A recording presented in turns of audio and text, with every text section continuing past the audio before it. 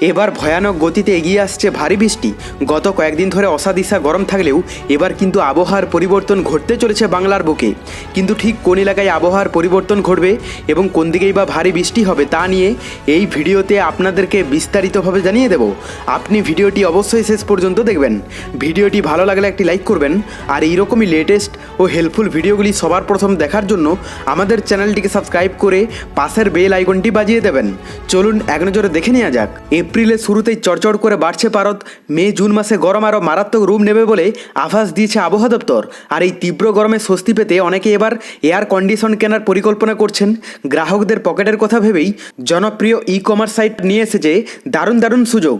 গত কয়েকদিনে সামান্য ঝড় বৃষ্টি হলেও তাপমাত্রা খুব একটা নামেনি, বজায় রয়েছে অস্বস্তিকর আবহাওয়া। তবে এর মাঝেই ফের বৃষ্টির সম্ভাবনার খবর দিয়েছে আবহাওয়া দপ্তর।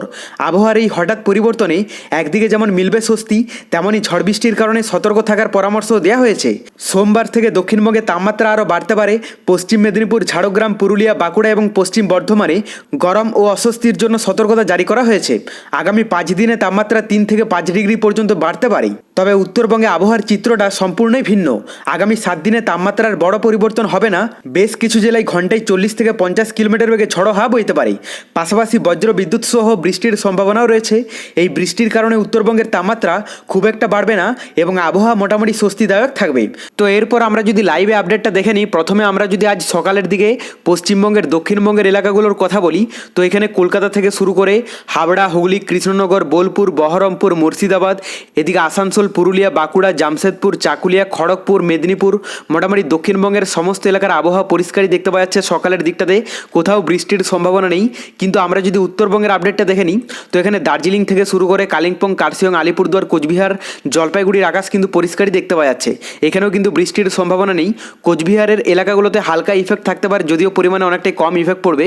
আর বাংলাদেশের কথা বলতে গেলে সমুদ্র উপকূলবর্তী এলাকাগুলোতে সেরকমভাবে ইফেক্ট না থাকলেও ভিতরের এলাকার মধ্যে বিক্ষিপ্ত এলাকা জুড়ে বৃষ্টি হবে। যদিও বেশিরভাগ এলাকার আবহাওয়া পরিষ্কারই দেখতে পাওয়া যাচ্ছে, কিন্তু যে সমস্ত এলাকাগুলোতে হালকা ইফেক্ট থাকতে পারে তার মধ্যে এখানে সিলেট, সুনামগঞ্জ, জামালগঞ্জ, ময়মনসিংহ, পাশাপাশি এখানে কিশোরগঞ্জ, হবিগঞ্জ, এই সমস্ত কয়েকটি এলাকাতে হালকা ইফেক্ট থাকতে পারে। বাদবাকি এলাকাগুলোর আবহাওয়া আপাত গতিতে পরিষ্কারই দেখতে পাওয়া যাচ্ছে। কিন্তু আমরা যদি দুপুরের দিকে আপডেটটা দেখে নিই, তো দুপুরের দিকের মধ্যেও দক্ষিণবঙ্গের কোথাও কোনো রকম চেঞ্জেস দেখতে পাওয়া যাচ্ছে না। মোটামুটি সকালের মতোই সম্পূর্ণ এলাকার আবহাওয়া পরিষ্কারই থাকবে। কিন্তু উত্তরবঙ্গে কিছুটা চেঞ্জেস লক্ষ্য করা যাচ্ছে। সকালের দিকে সেরকমভাবে দুর্যোগ না থাকলেও দুপুরের দিকে দার্জিলিং থেকে শুরু করে কালিম্পং, কার্শিয়ং, আলিপুরদুয়ার, কোচবিহার, জলপাইগুড়ি, দিনাজপুর, এই সমস্ত এলাকাগুলোতে কিন্তু বৃষ্টির আভাস দেখতে পাওয়া যাচ্ছে। আর বাংলাদেশের কথা বলতে গেলে সমুদ্র উপকূলবর্তী এলাকাগুলোতে সকাল এবং দুপুরের দিকে ইফেক্ট না থাকলেও ভিতরের এলাকাগুলোর মধ্যে সিলেটের কাছাকাছি এলাকাগুলোতে হালকা ইফেক্ট থাকতে পারে। যদিও বেশিরভাগ এলাকার আবহাওয়া পরিষ্কারই থাকবে, তবে এখানে হবিগঞ্জ, আগরতলা, এই সমস্ত এলাকাগুলোতে হালকা ইফেক্ট দেখতে পাওয়া যাচ্ছে। এরপর আমরা রাতের দিকের আবহাওয়াটাও দেখে নেব। তো দক্ষিণবঙ্গের কথা বলতে গেলে সকাল থেকে রাত পর্যন্ত দক্ষিণবঙ্গের কোথাও বৃষ্টির সম্ভাবনা নেই। সম্পূর্ণ এলাকার আবহাওয়া পরিষ্কার থাকবে। কিন্তু উত্তরবঙ্গের যদি কথা বলা যায়, তো এখানে দার্জিলিংয়ে কিছুটা হালকা ইফেক্ট থাকতে পারে, দার্জিলিং, কালিম্পংয়ে। বাদবাকি এলাকাগুলোর আবহাওয়া পরিষ্কারই দেখতে পাওয়া যাচ্ছে। বাংলাদেশের কথা বলতে গেলে সমুদ্র উপকূলবর্তী এলাকাগুলোতে সকাল থেকে রাত পর্যন্ত সেইরকমভাবে ইফেক্ট দেখতে পাওয়া যাচ্ছে না, মানে দুর্যোগপূর্ণ আবহাওয়া নেই। কিন্তু ভিতরের এলাকার মধ্যে রাতের দিকটাতে বিশেষ করে ময়মনসিংহ, নেত্রকোনা, এই সমস্ত কয়েকটি এলাকাতে হালকা ইফেক্ট থাকবে। বাদবাকি বেশিরভাগ এলাকার আবহাওয়া পরিষ্কারই দেখতে পাওয়া যাচ্ছে।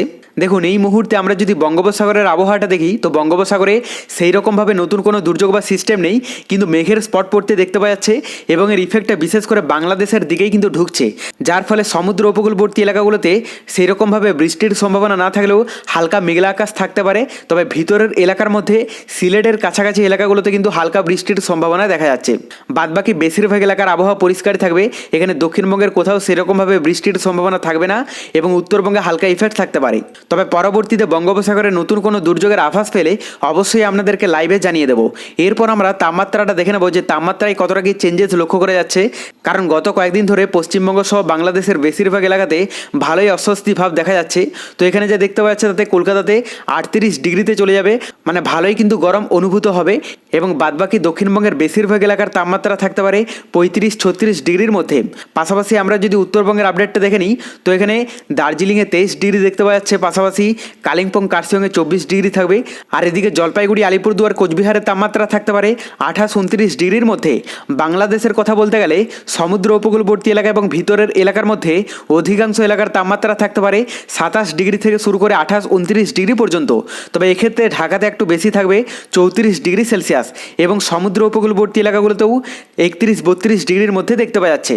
রাতের দিকটা আমরা যদি দেখে নিই তো এখানে কলকাতাতে যা দেখতে পাওয়া যাচ্ছে তাতে 29 ডিগ্রিতে চলে যাবে, মানে রাতের দিকেও কিন্তু অস্বস্তি ভাব থাকবে।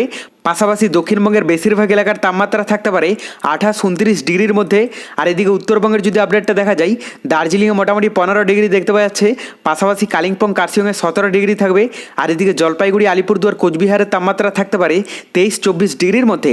বাংলাদেশের কথা বলতে গেলে সমুদ্র উপকূলবর্তী এলাকা এবং ভিতরের এলাকার মধ্যে অধিকাংশ এলাকার তাপমাত্রা থাকতে পারে 25 ডিগ্রি থেকে শুরু করে 26-27 ডিগ্রি পর্যন্ত। তবে সমুদ্র উপকূলবর্তী এলাকাগুলোতে একটু বেশি থাকবে 28 ডিগ্রি সেলসিয়াস। পরবর্তীতে বঙ্গোপসাগরে নতুন কোনো দুর্যোগের আভাস পেলে অবশ্যই আপনাদেরকে লাইভে জানিয়ে দেব। তার জন্য চ্যানেলটিকে সাবস্ক্রাইব করে রাখতে ভুলবেন না।